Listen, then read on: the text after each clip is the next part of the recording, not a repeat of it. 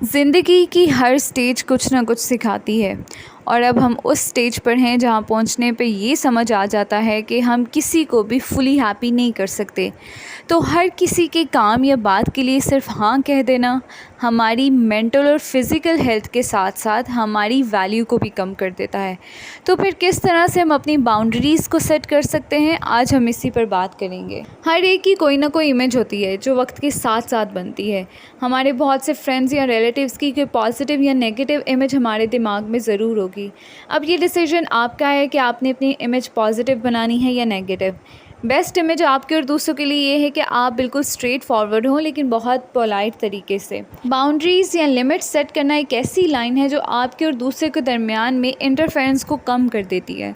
ये वो वक्त होता है जहां हम खुद की केयर करना शुरू करते हैं और दूसरों की एक्सपेक्टेशंस को ख़त्म करना स्टार्ट करते हैं। देखिए, हेल्दी बाउंड्री सेट करने से आप मेंटली और इमोशनली स्टेबल होना स्टार्ट हो जाते हैं। बाउंड्री सेट करने की सबसे बड़ी एग्जांपल है कि आप किसी भी गिल्ट के बगैर नो कह दें। यानी अगर आप किसी को नाराज़ नहीं करना चाहते, इसलिए सिर्फ आप इनकार नहीं कर पाते, तो ये कोई आपको परफेक्ट पर्सनालिटी का टैग नहीं दे देगा, जो कि आज तक ना आपको किसी ने दिया है और ना ही कोई दे पाएगा।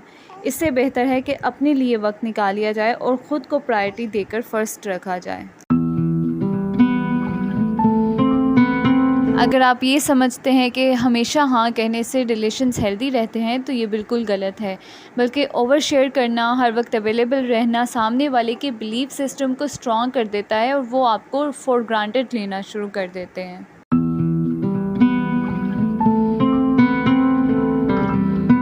हम कितना थक जाते हैं ये बताना किसी को हमारी रिस्पॉन्सिबिलिटी नहीं है। ये चीज़ वो खुद भी देख सकते हैं जो वो देखते नहीं हैं, क्योंकि हम लोगों की हेल्प के लिए हर वक्त उनके आसपास रहते हैं। हमें किसी से लड़ना नहीं है, लेकिन इसका मतलब ये भी नहीं है कि सारी उम्र दूसरों को खुश करने में निकाल दें। याद रखें कि ज़िंदगी के किसी भी एस्पेक्ट में हम तब तक ग्रो नहीं कर सकते अगर हम खुद सफोकेटेड फील करते हों। ओवरवर्क हमें कितना थका देता है, इसके बाद हम जानते हैं कि हमें कितना और कैसा ब्रेक चाहिए। ये जानते हुए भी हम अपनी ड्यूटी को पूरा करने की कोशिश करते रहते हैं जब तक कि हमारी बैटरी 10% से भी कम रह जाती है, और इसे कहते हैं खुद के साथ ज़्यादती या ज़बरदस्ती करना। लाइफ के किसी एक मकाम पर आपको ये डिसाइड करना होगा कि जिन चीज़ों को आप कंट्रोल नहीं कर सकते उनको जाने दें और अपनी एनर्जी का इस्तेमाल उन चीज़ों पर करना स्टार्ट करें जो चीज़ें आपके कंट्रोल में हों। खुद के पीस के लिए बाउंड्रीज सेट करना बहुत ज़रूरी होता है। नो मीन्स नो, स्टॉप का मतलब होता है स्टॉप। मोस्टली लेडीज़ ही होती हैं जो एंग्जाइटी और डिप्रेशन का शिकार होती हैं, और इमोशनली अनस्टेबल होने की वजह से हमारी हेल्थ पर नेगेटिव असर पड़ता है।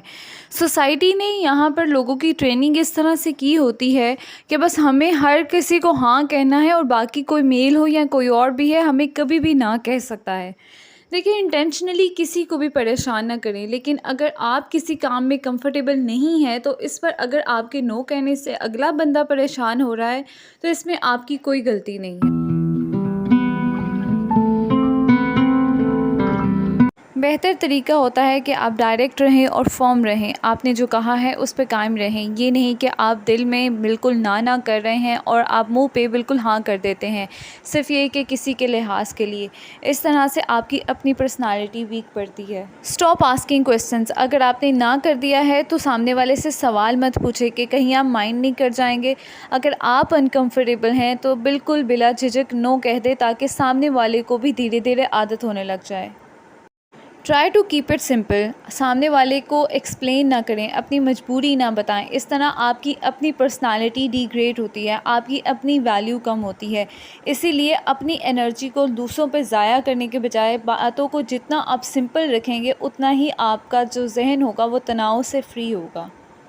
सैक्रिफाइस करने वाले बहुत से लोग इस दुनिया में आए और चले गए, लेकिन उनके जाने के बाद 4 दिन लोग उनके बारे में अच्छी अच्छी बातें कहेंगे जो वो लोग सुन भी नहीं पाए। कुछ लोग ज़िंदगी जीने के मायने तब जानते हैं जब ज़िंदगी ख़त्म हो जाती है। अगर 6 बार हाँ कहा है तो 4 बार नो कहना भी सीखिए। दूसरों को खुश करने में अपने लिए ही वक्त नहीं निकाल पाना, इस गिल्ट में रहने से अच्छा है कि ख़ुद के लिए वक्त निकालिए, ख़ुद को तरजीह दीजिए। अपने आप को हर वक्त बहुत अच्छा साबित करने से कोई भी आपको मेडल नहीं दे देगा।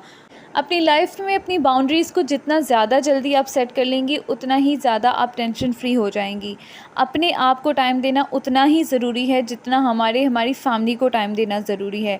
सारे रिलेशंस, चाहे बच्चे हों, हस्बैंड हो, फैमिली हो, सारे रिलेशंस अपनी जगह बहुत ज़रूरी हैं और हम भी उनके लिए उतने ही ज़रूरी हैं, बशर्ते ये कि हमने बहुत सारे लोगों के लिए अपनी इम्पोर्टेंस ज़्यादा अवेलेबिलिटी की वजह से खो ना दी हो।